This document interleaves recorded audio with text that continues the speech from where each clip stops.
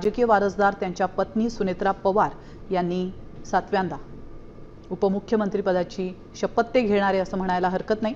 आता गटनेतेपदाची निवड झालेली आहे। तर दिलीप वळसे पाटील यांनी हा प्रस्ताव मांडलेला आहे आणि भुजबळ यांनी या प्रस्तावाला अनुमोदन दिलेलं आहे। तर तेव्हाची ही दृश्य आपण पाहतोय, विधिमंडळ बैठकीतली ही दृश्य आहेत। या ठिकाणी सुनेत्रा पवार यांची गटनेतेपदी निवड करण्यात आली।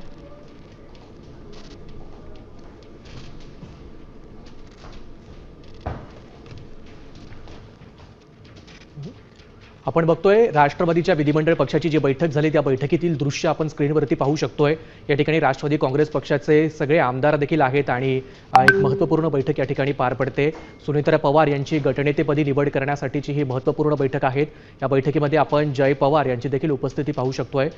अत्यंत महत्त्वाची अशी ही बैठक, या बैठकीचे दृश्य आपण पाहू शकतोय। राष्ट्रवादी काँग्रेस पक्षाचे सगळे प्रमुख नेते आणि आमदार या बैठकीसाठी उपस्थित आहेत आणि सुनेत्रा पवार यांची गटनेतेपदी निवड करण्यासाठी ही बैठक होती। या बैठकीमध्ये जय पवार हे देखील उपस्थित आहेत।